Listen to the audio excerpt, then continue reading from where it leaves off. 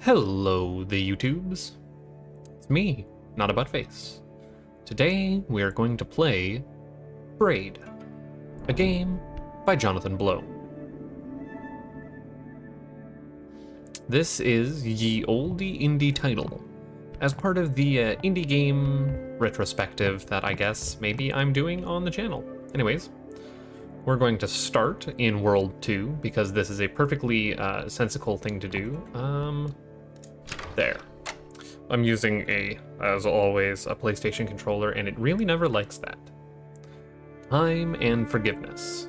Tim is off on a search to rescue the princess.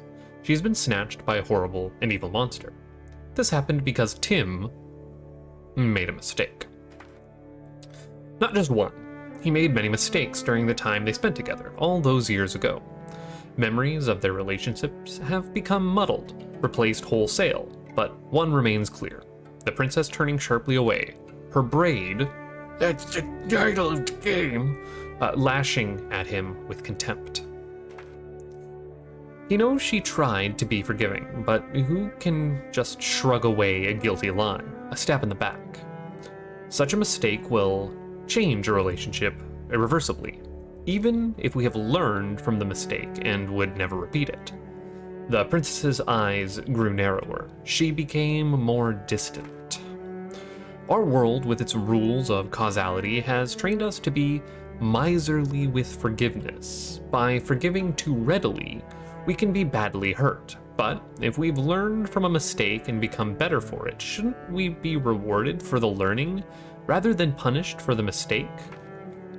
What if our world worked differently? Suppose we could tell her, I didn't mean what I just said.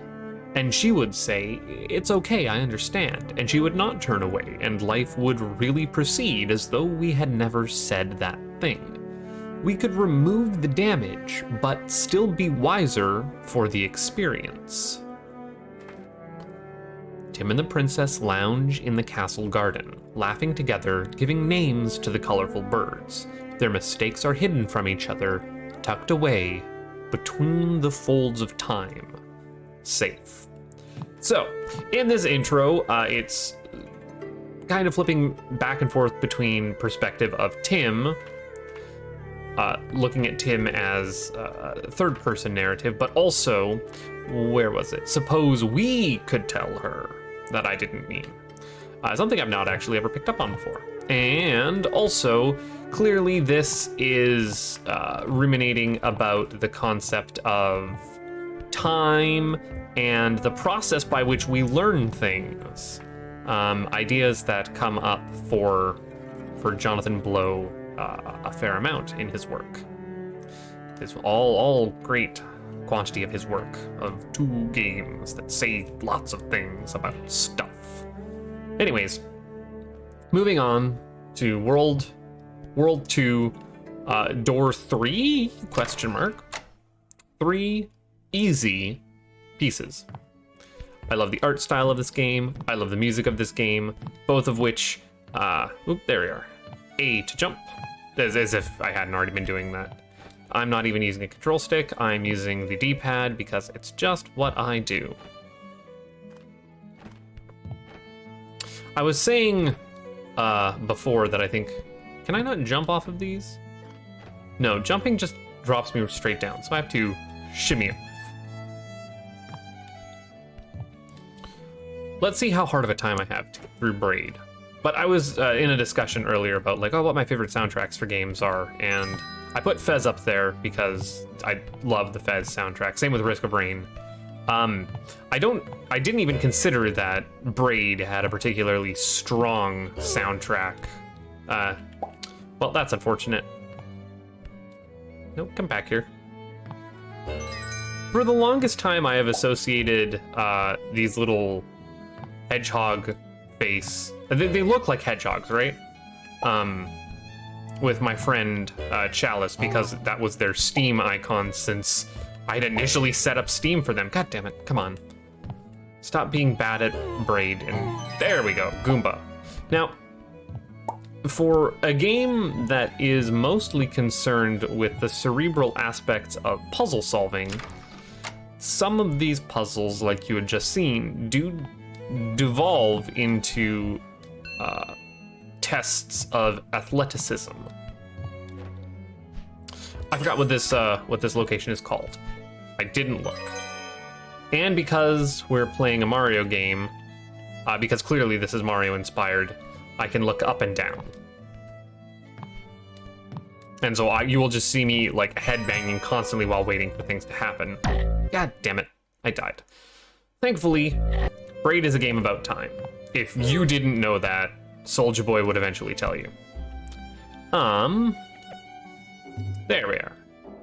And we have puzzles.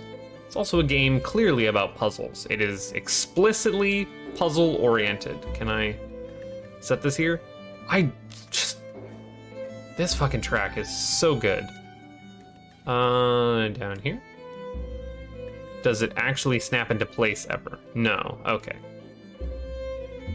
Oh, then I'm not gonna mess with that. So, the other thing is that this is teaching you that some pieces you're just not gonna be able to get through your first pass through. They might not even be linear. Up at the top there, you'll see we got pieces, what I'm gonna say, 2 and 3, even though they were the first and second pieces we saw. That cloud up there, I'm going to ignore. Just heads up and spoilers, I'm not gonna be doing the stuff associated with that cloud. I already screwed up. There we are. That Gambo, you don't want to kill. So, I don't actually have all these puzzles memorized. I didn't do a test play for this. But this is not a blind playthrough either. I think I've been through this game once myself, and again, once with Chalice, years and years ago. Playing puzzle games with friends is something I have done for many years, not just recently. Scheisse. Oops, yeah. I already didn't want to be where I am. I goofed this. I goofed this real hard. There. Oops. Come on. Now the sound effects I could do without. There you go, buddy. We gonna get you? Yeah.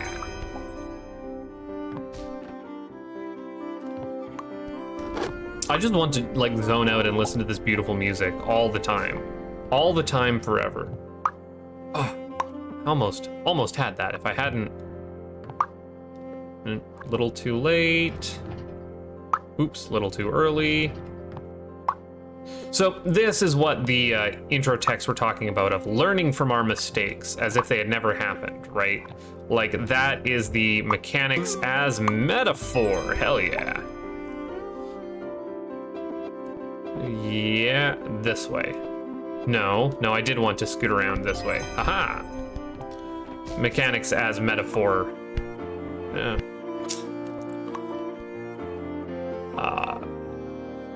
Which was, you know, I don't know if it was relatively new for game design discussion at the time. I remember this is one of the first major instances I was thinking about it, of, oh, this thing is directly referencing what you're doing as an action in the game.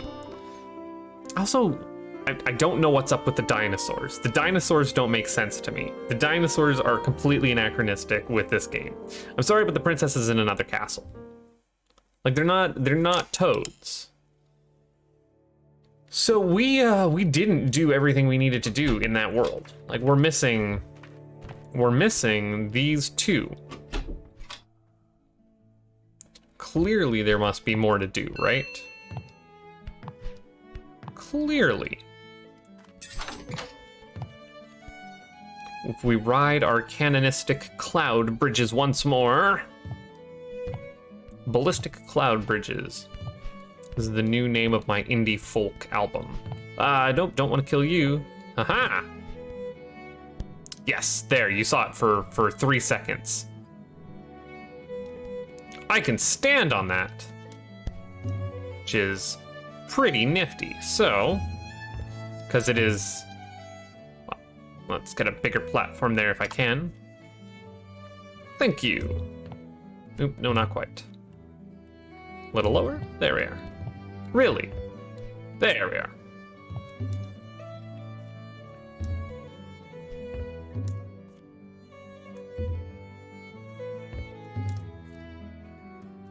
I find moving up to be easier than moving over. Well, got you just fine. Now to get your friendo.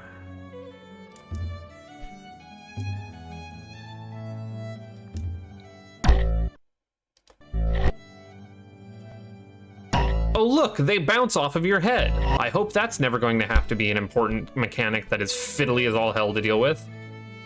No, never, never, never, never that. Ah! And we have captured all the puzzle pieces. Now I could do this on the main overworld, but I quite enjoy this music. I'm wondering if this is gonna get me all sorts of copyright problems. I'm just now realizing. Tim, you have a face there. And what I have to assume is Tim. And then that would be the princess in the lower part. Tim's arm. Tim's arm continued? No, the princess's arm. Why the spillage of wine? I'm not entirely sure. Oh, hiding pieces. Where all is everything I need? Is this... That is you. Haha!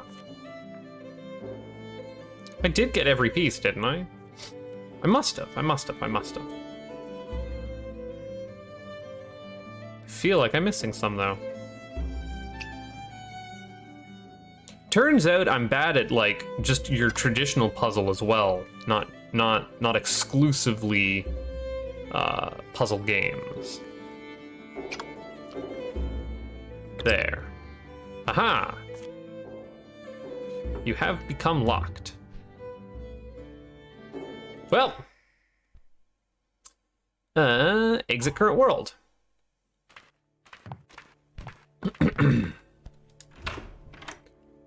World 2, easy enough. World 3, time and mystery.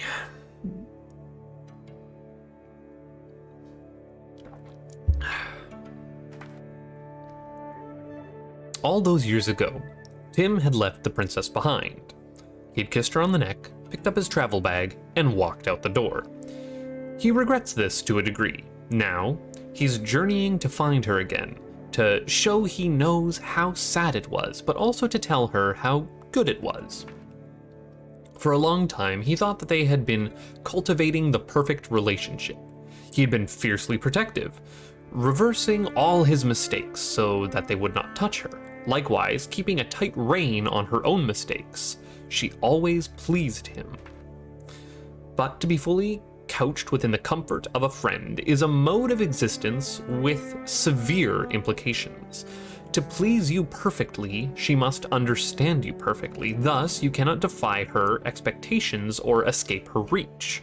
Her benevolence has circumscribed you, and your life's achievement will not reach beyond the map she has drawn. Man, you're throwing a lot of big words in there, and you're using a lot of metaphor. Tim needed to be non-manipulable. He needed a hope of transcendence. He needed sometimes to be immune to the princess's caring touch. So withdrawing. Woo, I'm getting a text message. Off in the distance, Tim saw a castle where the flags flutter even when the wind has expired. And the bread in the breath. What the heck am I talking about? And the bread in the kitchen is always warm. A little bit of magic. And so we start time and mystery. The pit.